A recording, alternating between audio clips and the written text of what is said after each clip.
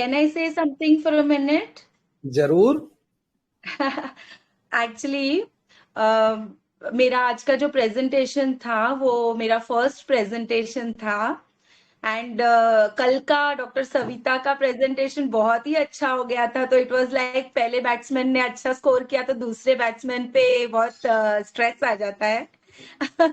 But because doctor Ashok you and Dr. Reshma, I mean, both of you, like, so nicely and very beautifully gave me the support. I could do it very well.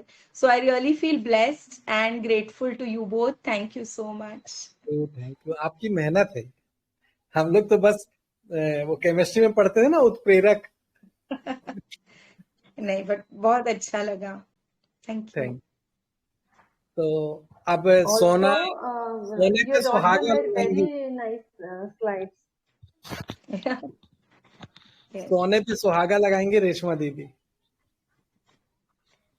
No, it's only the final touch because she did very nice with बिल्कुल. all whatever I told her. She write down, assemble very nicely, as well as she shared cases. That is one extra point, because whenever we wrote down the rubric or elaborate the rubric, so we have to give final touch or with the touch of any case. So it is easy way to understand the rubric. So whenever we see or read the cases along with the rubrics, that will be the very much to understand, and it will fix into your mind कि अरे यार यहाँ किसी doctor ने ये rubric इस case में use also.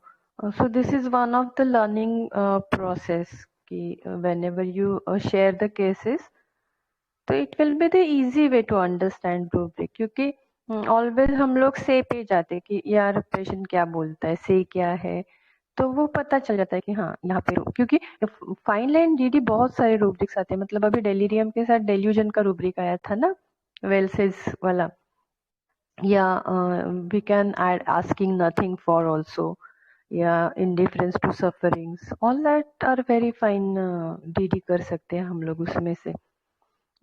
और जब किसी रूब्रिक में बहुत सारी कम रेमेडीज हो जाती है तो वो भी बहुत मॉर्बिड लेवल पे हम लोगों को सोचना पड़ता है कि इतने सारे रेमेडीज से खाली 2 रेमेडी 4 रेमेडीज क्यों है. तो उसका डीप अंडरस्टैंडिंग भी बहुत इम्पोर्टेंट रहता है. ओके, कितने लोग ज्वाइन हुए हैं?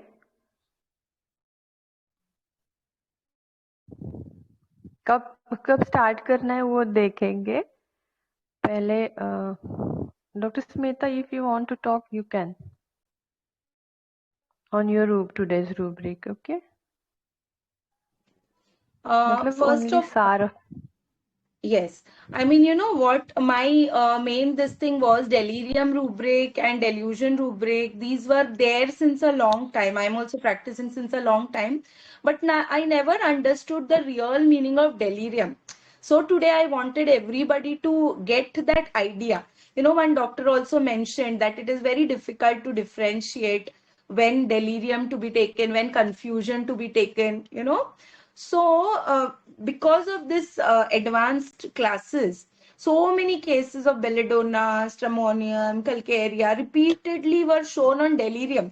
डॉक्टर हरुण सर का जैसे वो केस बोला ना, राम राम राम राम वाला, या फिर कलकेरिया वाला केस था, या कलकेरिया वाला केस था, सर ये क्या है, सर ये क्या है, क्या है, the way he was saying, and finally he came to delirium. तब it struck me that why is this rubric of delirium so important, because बहुत कम रेमेडीज भी है इसमें, और अगर वो बराबर we are able to pick up, then maybe the selection of the remedy could become more acute and good, very nice. So now somehow I'm getting that feel of delirium.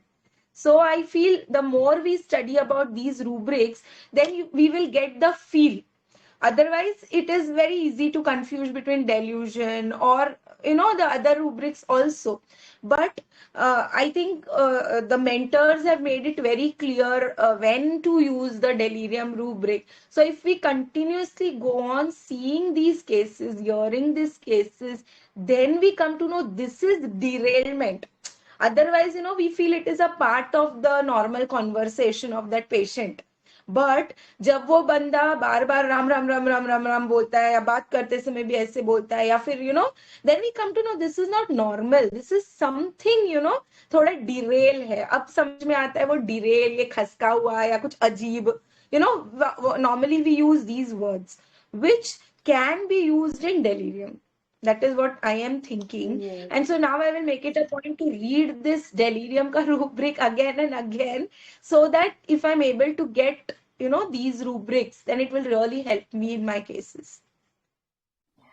Simple language में हम लोग बोलेंगे तो बहुत easy है delirium and delusion का differentiate करना, क्योंकि डेल्यूजन में तो हम लोग साउंड रहते हैं, मतलब माइंड से या ब्रेन या सब चीज से हम लोग साउंड रहते हैं, अराउंड द एनवायरमेंट सराउंडिंग के लिए साउंड रहते हैं.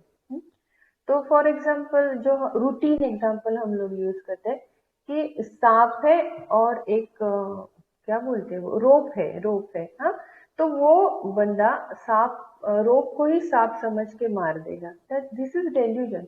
तो मैं उधर हूँ तो मुझे पता है ये रोप है और ये सांप है, मतलब दोनों में डिफरेंस मुझे समझ में आएगा. लेकिन इसके मन में क्या चल रहा है, नहीं ये भी सांप ही है. तो डेल्यूजन में वो साउंड रहता है, नॉट डिरेल रहता है, साउंड रहता है सराउंडिंग से, लेकिन उसको वो डिफरेंशिएट करने में थोड़ी ये तकलीफ हो जाती है कि ये हो सकता है, वो हो सकता है इज इम्पोर्टेंट कि ये जो चालू है वो चीज नहीं है, उसके बदले में उसको वो सब्स्टिट्यूट देता है, या इस मेरे साथ ये चीज हो रही है, तो वो डेल्यूजन होता है. सेम टाइम वो साउंड भी रहता है. लेकिन डेलीरियम में क्या होता है, मतलब हम लोग एनाटॉमी फिजियोलॉजी ऐसे लेके अभी मैंने एक इमेज भी सेंड की है ग्रुप पे, मतलब डेलीरियम किस किस चीज से क्या क्या चीज से हो जाते हैं. तो डेलीरियम में क्या होता है, अभी अक्यूट मतलब झट से वो स्टेट चेंज हो जाती है उसकी डेलीरियम में. मतलब अभी साउंड है तो इमीडिएटली ही can slip to the another state. मतलब हम लोग डेलीरियम बिजनेस भी लेते हैं, तो हम समझो अभी हेल्थ के बारे में हम टॉपिक पे डॉक्टर और पेशेंट बात कर रहे हैं, वो धीरे धीरे अपने बिजनेस की तरफ स्लिप हो जाएगा. वो with in 1 second 2 second he will talk on that business, money matter. हम लोग जहाँ फोकस कर रहे हैं तो वो वहां से स्लिप होके दूसरे टॉपिक पे जाएगा, कंटिन्यूस ऑन वो टॉपिक पे जाके रुकेगा. तो दिस इज डेलीरियस स्टेट. मतलब मेरे आजू बाजू में मेरे डॉक्टर के साथ क्या चल रही है बात, उसके लिए वो बहुत कॉन्सेंट्रेट नहीं होगा, वो अपने ही तरफ जो उसको लगता है वही चीज पे जाके अटक जाएगा. दिस इज सिंपल भाषा में बोलेंगे तो delirious state. Most of the time हम लोग डेलीरियस कंडीशन फीवर में देखते हैं, मतलब कॉमन. हम लोग हमारे बच्चे जो छोटे होते हैं वो भी कभी कभी फीवर में बड़बड़ाना चालू कर देते हैं. तो वो जब बड़बड़ाते हैं या कुछ बोलते हैं तो वो इररिलेवेंट होता है ना, मतलब वो क्या बात कर रहे हैं ना वही हम लोगों को पता नहीं चलता. सेम थिंग हम क्लिनिक में भी ऑब्जर्व कर सकते हैं कि सामने पेशेंट बैठा है, बंदा बैठा है, वो क्या बात कर रहा है ना वही समझ में नहीं आता डॉक्टर के, तो समझ लो ये डेलीरियस स्टेट है उसकी. घर का मतलब हम लोग घर में जो हमारे बच्चों के साथ देखते हैं वो फीवर में बड़बड़ाते हैं, तो वो क्या क्या चीजें बड़बड़ाते हैं, तो उसका कुछ रिलेशन नहीं रहता अभी के स्टेट के लिए. और वही हम लोग अप्लाई क्लिनिक में, मतलब कैसे पकड़ेंगे, तो जो अभी की कंडीशन है, अभी की स्टेट है, उसका हिसाब से वो कुछ नहीं बात कर रहा है, कुछ बिहेव नहीं कर रहा है. This is delirious condition. मतलब वो सूट नहीं कर रहा उसकी कंडीशन, वो अवेयर नहीं है सराउंडिंग से, मतलब क्या कर रहा हूँ, क्यों कर रहा हूँ, ये भी पता नहीं उसको चलता. किसी ने पूछा था ना कंफ्यूज स्टेट क्या होती है. तो कंफ्यूजन में क्या हो जाता है कि मैं भी किसी चीज में मुझे ऐसे झट से नहीं समझ आता कि ये है या वो है, या उसका फंक्शन कैसे चल रहा है, वो चीज क्या चीज है, वो किस लिए यूज होती है. This is confusion of mind. Delirious state में वो कंफ्यूजन का इतना इम्पोर्टेंस नहीं रहता, उसको पता नहीं चलता कि ये कंफ्यूजन नहीं है, वो सीधे सीधे इमीडिएट एक दूसरे स्टेट में ट्रांसफर हो जाता है। तो वो क्या उस वक्त क्या कर रहा है वही उसको पता नहीं होता, तो कंफ्यूजन का उधर कुछ इशू नहीं रहता। अभी समझो कॉजेस हम लोग देखेंगे डेलीरियम का, तो most of the time alcohol में, जब कोई अल्कोहल पीता है तो देखो कैसे बड़बड़ाना चालू कर देता है, इंग्लिश में उसको इमीडिएट इंग्लिश भी आ जाती है, इंग्लिश में बातें करना चालू कर देता है, या कुछ भी चीज इररिलेवेंट चीजें वो बातें करने चालू करता है अल्कोहल में। बिकॉज जो एंजाइम सीक्रेट होते हैं उस टाइम पे या केमिकल सीक्रेट होती है वो ब्रेन पे डायरेक्टली हावी हो जाते हैं, फिर अल्कोहलिक स्टेट में वो बंदा ऐसे बड़बड़ाता है। डिहाइड्रेशन मतलब सोडियम पोटेशियम का कॉन्सेंट्रेशन में नीचे ऊपर हो जाना। डिमेंशिया, किसी ने एक अच्छा सा रूब्रिक शेयर किया था आज, डेलीरियस स्टेट डिमेंशिया वाली। Then medicines, metabolic changes, metabolic disorder, ये सब में डेलीरियस कंडीशन हो जाती है। मतलब this is all related to the brain, brain के हिसाब से ये चीजें हो जाती है। नाउ डेलीरियम डिक्लेयर्स वेल, तो बहुत सटीक तरीके से स्मिता मैम ने, ममरुद्धि ने और बहुत सारे लोगों ने बहुत ठीक से, बहुत सटीक तरीके से रूब्रिक को एक्सप्लेन किया है, बहुत ही असेंबल किया है, बहुत ही रूटीन टॉपिक से उन्होंने क्लैरिफाई किया है। तो everybody come to know the exact meaning of the rubric, and this is the way yesterday also बहुत beautifully execute किया rubric. So whenever you want to study the rubrics, you have to study like this: grammatical, dictionary meaning of every word, then which word is very useful or which word is very important in this rubric, वो noun है, adjective है या क्या है वो, then tense देखो कौन सा है, प्रेजेंट टेंस है, पास्ट टेंस है, वो देखो, और वो कैसे रीड करना है। अभी डिक्शनरी में जैसे दिया है वैसे रीड करना है, या जो हम लोग सेंटेंस बनाते हैं वो उस हिसाब से कैसे हम लोगों को वो रूब्रिक असेंबल करना है, वो पढ़ना भी सीखना चाहिए। देन बहुत ही इम्पोर्टेंट और बहुत डीप वाला है कि ये रूब्रिक किसको रिलेटेड है, मतलब ये पेशेंट से रिलेटेड चीज है या आईपीआर से रिलेटेड चीज है। ये बहुत डिफिकल्ट है कि हम लोग वो रूब्रिक कैसे एक्सप्लेन करते हैं, मतलब रूब्रिक आईपीआर को मैच करता है पेशेंट के हिसाब से, या खुद पेशेंट को वो रूब्रिक रिलेट करता है, वो भी देखना रूब्रिक में इम्पोर्टेंट रहता है।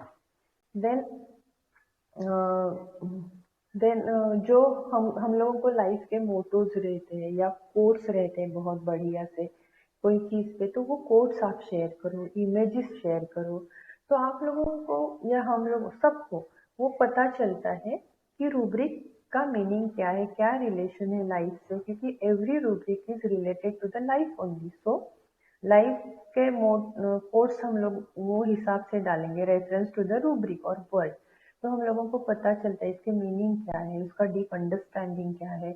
इमेजेस हम लोग लोड करेंगे तो वो इमेज क्या है, कल भी लैक फेलिनम का बहुत अच्छा डाला था, आज भी स्मिता मैम ने बहुत बढ़िया से इमेजेस डाली थी, तो वो रूब्रिक समझने में भी बहुत हेल्पफुल हो जाता है। देन आपको रूब्रिक्स में कितने रेमेडीज है वो देखना है, फिर आपको एक एक रेमेडी ऐसे एक्सप्लेन करनी है कि वो रूब्रिक का कोर समझ आ जाएगा। मतलब आपको every rubric you should interlink with the other rubrics, only that rubric you should interlink which leads to the understanding of rubric. Okay, तो धीरे धीरे वो सब रेमेडीज बहुत अच्छे से एक्सप्लेन कर दिए, तो हम लोग रेमेडीज पे जाएंगे आज। अभी everything is explain beautifully, still I want to give touch to this rubric because only this is for the enhancement or the encouraging the participant, nothing else. This forum is giving opportunity to the every individual to boost their confidence. Maybe many candidates are here, they are very confident about themselves, but still we want to encourage them, which is new, maybe new milestone, mile set up to the groups, and all candidates should use this opportunity to enhance their knowledge along with our knowledge, and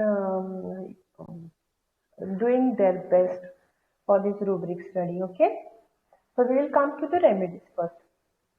So first remedy I'm taking is OPM. So everybody know OPM, opiates means this is drug remedy. This is which is useful for the pain in ancient years. और बहुत बार क्या होता था कि जो बहुत ancient time में माँ को काम करना पड़ता था और बच्चे खेलते थे या कुछ सोते नहीं थे तो उनको ये ओपीएम खिलाते थे और फिर उनको सुला के वो अपना काम करती थी. मतलब since so long opiates are using for this sleep and enhancing this dullness state. तो वो ओपीएम खा के सो जाते थे और फिर अपनी माँ अपना काम करती थी. So this is doctor of signature. Okay, potentization तो बाद में. So opium is basically what? Opium का first core is painlessness. Opium को पेन ही महसूस नहीं होता. जिस बंदे को पेन महसूस नहीं होता वो लाइफ कैसे जीता होगा, वो पहला हम लोगों को ध्यान देना चाहिए कि ओपीएम इज पेनलेस. आपको कभी बहुत सारी इंजुरीज है और पेन नहीं हो रहा है, पेशेंट बोलेगा नहीं मुझे पेन नहीं हो रहा है, you go for opium because this is painless remedy. Then जिसको लाइफ में पेन या दर्द महसूस नहीं होगा तो वो बंदा कंटेंट होगा ही. मतलब जीवन में जिसको दुख नहीं है, पेन नहीं है, वो तो ब्लिसफुली आराम से अपनी लाइफ काटेगा. So he is very content.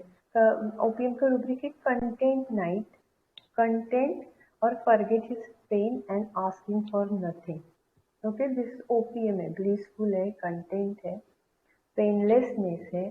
Then content at night है, मतलब नाइट में हम लोग सब सोते हैं या नाइट में दूसरी तरह से देखेंगे तो कुछ बैड एक्टिविटीज भी चालू रहती है, फिर भी ये कंटेंट में रहता है बंदा. देन हम लोगों को सबको पता है कि ओपीएम का एक कोर फियर, उसका कोर फियर एक्स्ट्रावैगेंस है. अभी ये कंटेंट बंदा है तो एक सर्टेन लिमिट तक वो अब सह सकता है. कंटेंट में से तो एक चीज कभी ना कभी तो उसको बाहर आनी ही पड़ेगी क्योंकि लाइफ है, लाइफ इतनी इजी भी नहीं रहती. तो एक लिमिट वो सेट कर देगा और उस लिमिट तक वो सफरिंग सह देगा. लेकिन जब लिमिट क्रॉस हो जाएगी तो वो सीधा डॉक्टर के पास आ जाएगा. डॉक्टर के पास भी ट्रीटमेंट लेता है लेकिन उसका भी उधर लिमिट रहता है. कितने मतलब उसका बिजनेस स्टार्ट हो जाता है, कितने टाइम तक डॉक्टर ठीक हो जाएगा, ये अभी तक क्यों ठीक नहीं हुआ, अभी ये तो बढ़ेगा तो नहीं. And when he get that think कि अरे नहीं यार अभी तो ये मेरा बहुत बढ़ने वाला है, अभी बहुत डॉक्टर हुआ, 3 महीना हुआ, 4 महीना हुआ. Then he raise his voice, अरे डॉक्टर साहब ये क्या करे, अभी 3 महीने से बंदा एकदम शांत है और अभी सडनली क्यों चिल्लाने लगा, क्यों चालू करने लगा. So this is also delirious state. अरे अभी तो बहुत अच्छा था, 3 महीने से भी अच्छा था, सडनली ऐसे शाउट क्यों करने लगा. This is also delirious state. वो नॉइज इंक्लिनेशन करने में जाता है, मतलब वो पहले ये वही बंदा ये पता भी नहीं चलता. देन व्हाट हैपन, ये उसका बिजनेस स्टार्ट हो जाता है ना. तो ओपीएम ऑलवेज अपना जितना अपने जेब के लिए खर्चा है उतने पे ही काम करता है, लेकिन उसके बिजनेस के प्लान्स बहुत बड़े बड़े होते हैं. जब बिजनेस के रूब्रिक्स आते हैं तो जिगेंटिक प्लान्स में देखो, उसके प्लान्स बहुत बड़े बड़े होते हैं, लेकिन ये कंटेंट वाला बंदा उस पर वर्क नहीं करेगा तो वो प्लान्स सब फेल हो जाते हैं. अभी प्लान्स फेल हो जाएंगे तो वो इंडिफरेंस में चला जाता है. तो हम लोग इंडिफरेंस सफरिंग्स भी देखते हैं कि सफर कर रहा है बंदा फिर भी ध्यान नहीं दे रहा उसकी तरफ. This is indifference suffering. Then indifference still during, business fail हो रहा है या उसके प्लान्स फेल हो रहे हैं, this is still old stage, hold state, कुछ प्रोडक्टिविटी ही नहीं है. तो उस चीज में भी वो इंडिफरेंस में हो जाएगा. ये क्यों होता है, ये सब इंडिफरेंस है, कंटेंट है, पेनलेसनेस है, क्योंकि वो स्टुपेफैक्शन है, डल है, उसको आप उस कंडीशन से कितना भी जागने की कोशिश करेंगे, बहुत डिफिकल्ट चीज होती है। तो एक रूब्रिक आपको ध्यान देना पड़ेगा, stupefaction rouse with difficulty even we can use in the comatose state, कि बहुत देर हम लोग ट्राई कर रहे हैं, उसके बाद वो कुछ रिस्पॉन्स दे रहा है, तो this is stupefaction rose with difficult condition. Now see, वो बहुत जनरस होता है, ओपीएम इज वेरी जनरस। वो हेल्प करेगा विदाउट नोइंग कि यार वो मुझे पैसे वापस देंगे या नहीं देंगे, उनको पता नहीं होता है कि, फिर भी वो जनरसली हेल्प करेगा उसको। वो डलनेस, वो डिजीनेस उसमें रहता है ओपीएम में, इसके लिए उसको पता नहीं चलता कि यार मैं हेल्प करता हूँ फिर भी मेरे पैसे नहीं आते, और जब वो पैसे नहीं मिलते उनको तो वो खुद को ब्लेम करेगा। अभी डिसीज कंडीशन में भी वो खुद को ब्लेम करेगा कि मैंने पानी पूरी खाई, मैंने बाहर का खाया, या मैंने बहुत सारे कुछ खाया, इसके लिए मुझे प्रॉब्लम हो जाए हुई, मेरी वजह से, मुझे पता होना चाहिए था कि मुझे ये करना नहीं चाहिए था। सेम, तो delirium blames for his folly, reproaches himself, खुद को ही रिप्रोच कर देगा। तो ये चीजें सब है कि वो इंडिफरेंस में धीरे धीरे जाना चालू कर देता है। सो उसके जो बिजनेस प्लान्स रहते हैं, बहुत जिंगेंटिक प्लान्स रहते हैं, बहुत प्लान करता है। तो this we can related with the pregnancy, क्योंकि pregnancy is a full term 9 months pregnancy, उसमें हम लोगों ने जो सब कुछ बोया है, बीज बोए हैं, तो वो थोड़ी देर के बाद उसके फ्रूट्स मिलेंगे। लेकिन आप लोग एक रूब्रिक देखिए, anxiety, pregnancy, abortion, later part, fear of, तो इसका डलनेस है, स्टुपेफैक्शन नहीं है, तो उसके कुछ भी प्लान्स पूरे नहीं होते। सिर्फ ये प्रेगनेंसी के दौरान एंजाइटी में जाएगा, फियर में जाएगा कि मेरे आगे के प्लान्स फ्लॉप हो जाएंगे, एबॉर्शन हो जाएगा, उसका मतलब सब जो प्रोडक्टिविटी है वो खत्म हो जाएगी। अभी ये सारी चीज है, तो ओपीएम ऑलवेज, उसको कुछ भी पता नहीं रहता, डलनेस है, कंटेंट पीसफुल है, इंडिफरेंट सफरिंग्स है, तो ऑलवेज ये बोलेगा अभी कोई इधर मत आओ, मैं बहुत ठीक हूँ, क्योंकि उसको ही पता नहीं था कि मेरा लिमिट क्या है या मैं कब तक सह सकता हूँ। और फिर ओपीएम डिक्लेयर्स करेगा कि आई एम वेल, क्योंकि उसके सब प्लान्स फेल हुए, और सब प्लान्स फेल होने के बाद क्या होता है कि आप हैंड्स डाउन कर लेते हैं, और कोई मेरे पास मत आओ, I am fine, okay. So this is opium. आपको कोर से ध्यान में रखना है कि पेनलेसनेस है, बिजनेस फेल्यूर्स है, जिंगेंटिक प्लान्स है उसके, आस्किंग फॉर नथिंग, कुछ भी नहीं चाहिए उसको, परगेस पेन है, और ये सब कंडीशन है, वो उसकी स्टुपेफैक्शन है, और उससे उसको राइज करना बहुत डिफिकल्ट चीज होती है। सेकेंड इज अर्निंग, मैं एक केस साइड करती हूँ। मैं बहुत साल पहले मेरे 2-4 घर छोड़ के बाजू में एक lady, young lady, married young lady रहती है। तो उसका हस्बैंड आया सुबह सुबह कि मैडम आपको, आप मेरे घर पे चलो विजिट करने। मैंने बोला क्या हुआ, तो आप बोला चलो। तो मैं गई उनके बेडरूम में, गई तो देखा तो वो लेडी का ये पूरा राइट साइड का आईबॉल ब्लूइश होके ब्लूइश था। तो मैंने बोला अरे क्या हुआ, तो वो इतना जोर से बड़बड़ाने लगी, आप चले जाओ, यहाँ कोई भी नहीं चाहिए मुझे, कोई भी डॉक्टर नहीं चाहिए, आप यहाँ से चले जाओ। She was literally insulting me.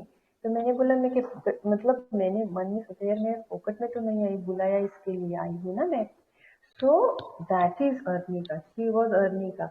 तो मुझे वो तब पता नहीं था कि वो अर्निका है, लेकिन वो आईबॉल ब्लूइश और सब वो अर्निका के साइन सिम्टम्स थे फिजिकल पे, लेकिन मेंटल पे शी इज अर्निका।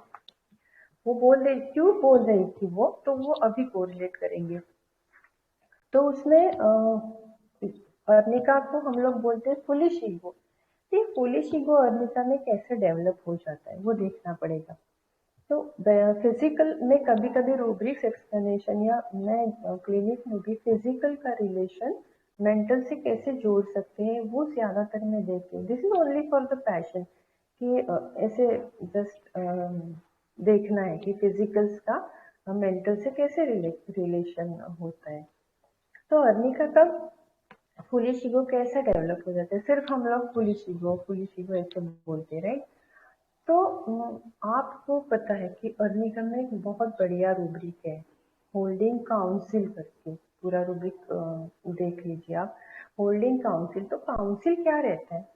काउंसिल में हम लोग मेंबर्स चूज करते हैं, बहुत सारे मेंबर्स होते हैं और उसका एक मुखिया होता है, मतलब एक प्रेसिडेंट होता है।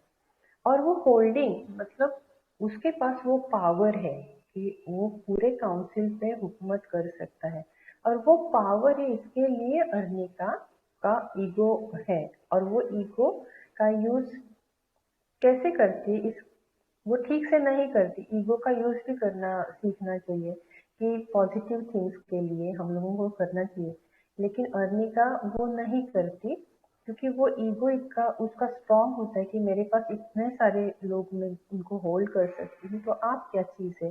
This is foolish ego of arnica कि वो उस वो पावर से उसको वो ईगो आ जाता है। तो हम लोग फिजिकल पे अर्निका को इंजुरी से रिलेट करते हैं, अर्निका की इंजुरी रिलेट करते हैं। तो ऑलवेज उसको वो इंजुरी है तो उसका फियर भी वो इंजुरी की तरफ ही जाएगा कि ये आगे बढ़ना तो नहीं, मतलब इंजुरी नहीं होनी चाहिए, अर्निका का पहला एम होता है। और मेंटल पे इंजुरी कौन करता है? फिजिकल पे ही। तो मेंटल पे हम लोगों को आईपीआर ही इंजर करते हैं मेंटल पे।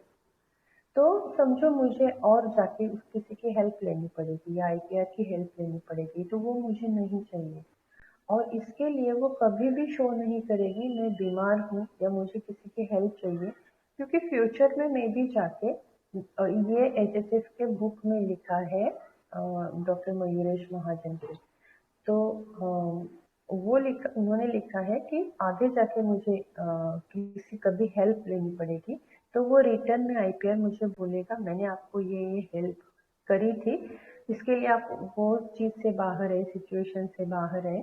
तो ये उसका इंजरी होती है ईगो को। अरे मेरे को उसने पहले हेल्प करके वापस मुझे सबके सामने दिखाया, तो ये पुलिस ईगो की वजह से इंजर हो जाती है। वो इंजरी नहीं चाहिए, इसके लिए अर्निका कभी भी किसी की हेल्प नहीं लेता।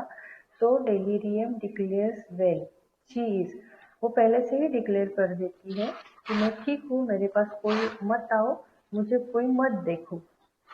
सो this is due to only foolish ego. और बहुत अर्निका का अशोक सर का भी बहुत बढ़िया केस था। I think Smita ma'am cited that one.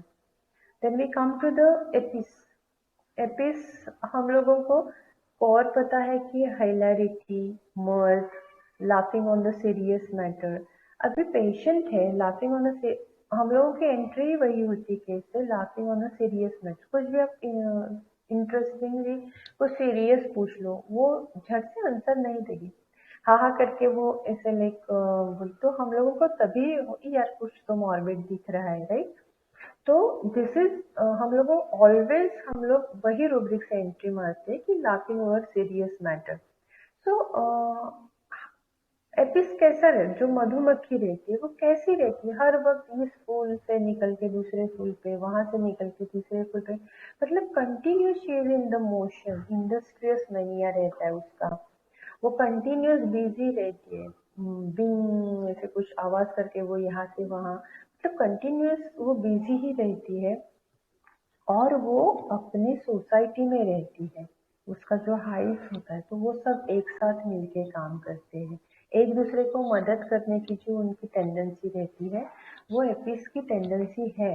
मतलब एपिस इज एफेबल, सबको हेल्प करने वाला, बहुत फ्रेंडली, तेरे दुख मेरे दुख वाला ये है। तो ये एपिस का कि दूसरे को के घरों में झांकना, रे तेरे को क्या हेल्प चाहिए, तुझे क्या प्रॉब्लम है, क्या तुम्हारी माँ दूर है, वो बीमार है, लेके आओ इधर, मैं देख लूंगी।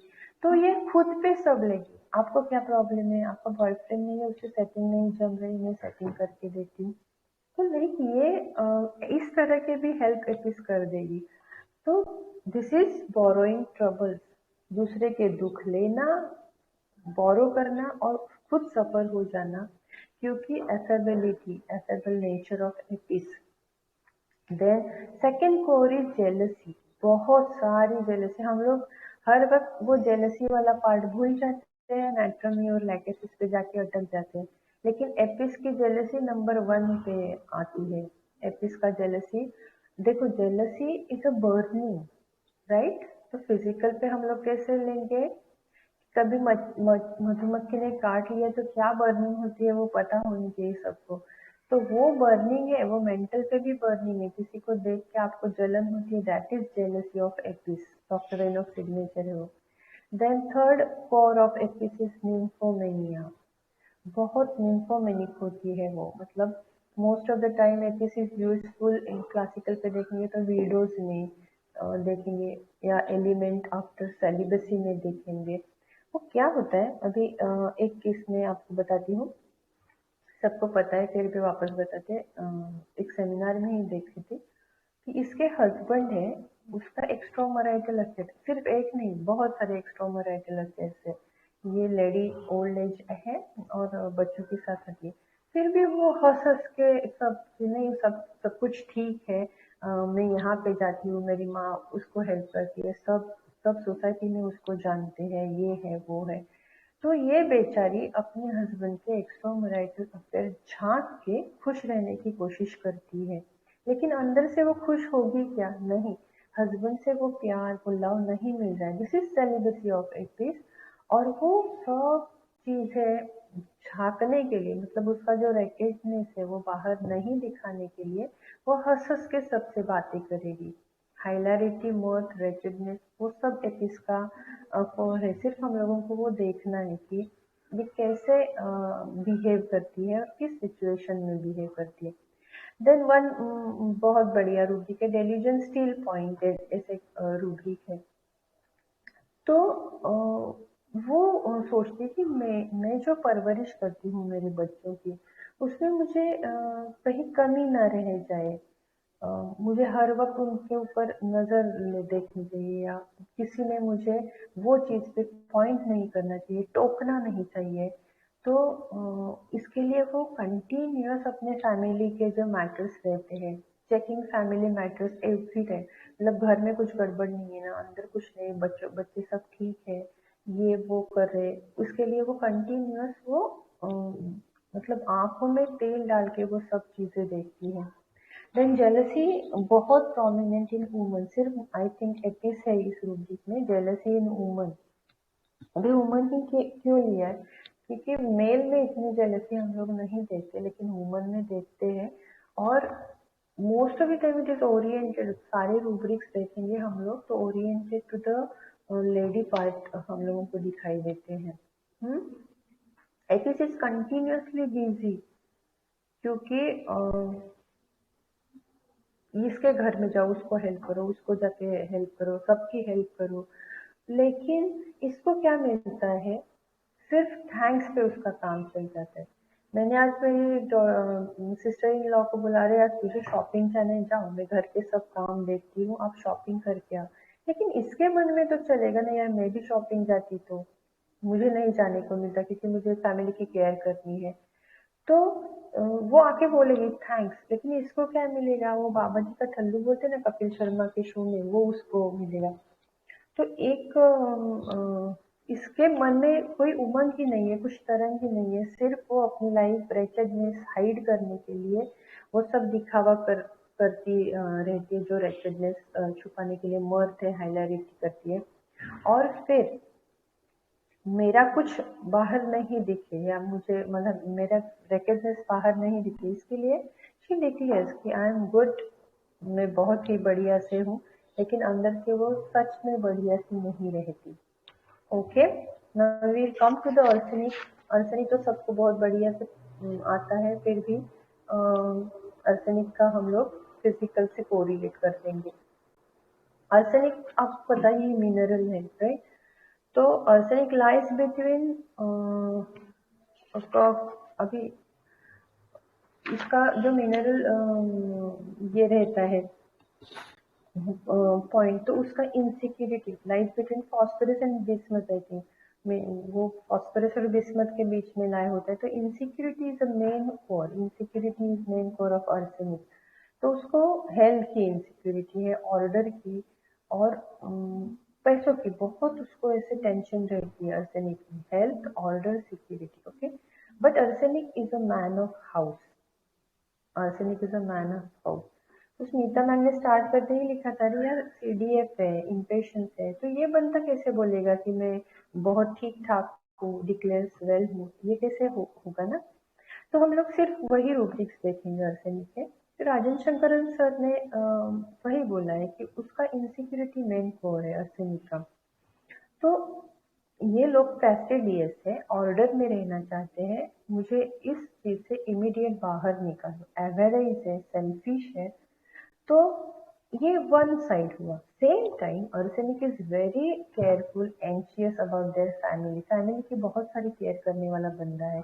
May be there is selfish motive behind that कि आगे जाके मुझे यही लोग देखेंगे, ऐसा उसको रहता है, वो बिजनेस पार्ट रहता है उसका। तो जैसे जैसे उसका प्रोग्रेस हो जाता है बिजनेस, तो उसको लगता है कि world seems is threatening, chaotic है, सब सब चाओटिक वर्ड है, वर्ड इज थ्रेटनिंग। तो नो व्हाट हैपन कि जब हम लोग फिजिकल पे आर्सेनिक देखेंगे तो exhaustion, weakness, restlessness prominent mark due to the discharges and chronic condition of the disease. तो he feels I am too weak, I am defenceless, और मेरे घर में पूरे चोर है आजू बाजू में, मतलब मेरे जो आईपीआर है, मेरे लोग है, वो सब मेरा लूटने में बैठे हैं। वो कंटिन्यूस उसको रहता है कि thieves are around him in home and take advantage of his weakness, मेरे वीकनेस का वो सब लोग फायदा ले लेंगे। So he cannot trust anybody. He is very suspicious. Arsenic is very suspicious. तो वो क्या करता है, उसका सब प्रोग्रामिंग और प्लानिंग परफेक्ट रहता है। वो प्रोग्राम और प्लान बहुत ठीक से करता है कि समझो ऐसे ऐसे हुआ तो मुझे क्या करना चाहिए, क्या नहीं करना चाहिए। इतना restless mentally as well as physically, mentally continuously thinking, यार मुझे क्या करना है, क्या प्लानिंग करना चाहिए। सेम टाइम ही is a fear of death. Then हम लोग बहुत कम आर्सेनिक डिग्निटी, वो डिग्निटी भी सिक्योर करने के लिए बहुत जी जान से मेहनत करता है। क्योंकि आर्सेनिक का प्रेजेंटेशन ही ऐसा है कि बाहर से वो बहुत सुंदर साफ सूफ बंदा रहेगा, लेकिन अंदर से उतना ही गंदा इंसान है। क्योंकि फिजिकल पे हम लोग बोरिक या एलेंस की नोट निकालेंगे तो पहले ही आ जाएगा कैडावरस स्मेलिंग। तो what is this cadaverous smelling of arsenic, बाकी किसी में ज्यादातर आपको नहीं दिखाई देगा। तो कैडावरस स्मेलिंग इज अ, जो प्यूट्रीफाई हो जाता है, जो डेथ होने के बाद जो बदबू आ जाती है, दैट इज कैडावरस स्मेलिंग। अभी जिंदा आदमी में ये स्मेलिंग आती है, मतलब कुछ तो मॉर्बिड है। तो every discharges of arsenic is cadaverous smelling. तो अंदर से इतना गंदा आदमी, बाहर से इतना प्रेजेंटेशन उसका बहुत सही, प्रॉपर, एकदम प्रेजेंटेबल बंदा दिखता है। तो वो पूरा अपनी डिग्निटी या अपना प्रेजेंटेशन मेंटेन करने के लिए अंदर का सब स्मेलिंग, सब इरिटेशन, सब रेस्टलेसनेस वो दबा के हमारे सामने बैठा है। This is hiding of arsenic, क्योंकि कुछ बाहर ना आ जाए, मेरी जो स्मेल है वो सब बाहर ना आ जाए, इसके लिए वो हाइड कर देता है। देन उसको बिजनेस की बहुत फिक्र रहती है, फियर रहती है, क्योंकि मैं डिसेबल हो जाऊंगा तो मुझे मेरा बिजनेस कैसे चलेगा। Delusion bed someone is under, मेरे बेड के नीचे जहाँ मैं आराम कर रहा हूँ उसके नीचे ही कोई बैठा है। फियर नोज कट ऑफ, मैंने एक केस लिया था, जो बहुत ही फैमिली मैन था, बहुत केयरिंग, अपने भाई का वो बच्चा भी उसने अपना अडॉप्ट करने को दिया था। तो वो केस में मैंने फियर नोज कट ऑफ पे आर्सेनिक दिया था, और वो केस निकल गया था। देन फ्रेंड्स आर ट्रबलिंग, मतलब everybody is troubling me, he is biting tumbler but still he feels he is suspicious कि यार मेरे फ्रेंड्स भी मुझे बहुत तकलीफ दे रही है। डेलीजन कॉन्स्पिरेसी अराउंड, मेरे पास सब कॉन्स्पिरेसी कर रहे हैं। तो धीरे धीरे क्रोनिक पे जाएंगे तो he become doubtful of about his recovery. मुझे अभी ये ही थिंक्स कि medicine is useless, he become doubtful about the recovery and thinks in medicine is useless. So ये चीज है कि वो बोलेगा अभी मैं ठीक हूँ, मुझे किसी की जरूरत नहीं है, किसी चीज की जरूरत नहीं, because medicine is useless. This is the despair state of arsenic. Then मैं एम अरेस्टेड बाय डिसीज, वो डिसीज से अरेस्ट होता है, this is that nothing can be changed, so no therapy is useful. ये अर्सेनिक के mind में continuous चलते कि I am arrested by the disease state and nothing can be suit to me and no therapy is useful, so he declares I am well. Then anxiety concern से salvation है, जो पाप मैंने किए उससे तो मुझे अभी मुक्ति मिलनी चाहिए। ये सब स्टेट में अर्सेनिक हो जाता है, वो डेलीडियस कंडीशन पे जाता है। हरुण सर की एक केस बहुत बहुत पुरानी केस मुझे याद आई कि एक बुढ़ा था, आदमी था पेशेंट, तो उसके बच्चा उनका सब देखते थे। वो बोला था कि मुझे अभी कुछ मेडिसिन नहीं चाहिए, मुझे कुछ लेना नहीं है। उस टाइम सर ने अर्सेनिक प्रिस्क्राइब किया था। तो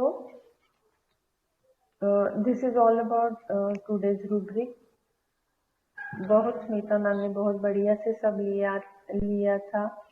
So I want to just touch the every remedy today, not in a brief. तो हम लोग यहीं पे stop कर देंगे। और thank you again for the nice initiative and thank you Smita ma'am and your daughter.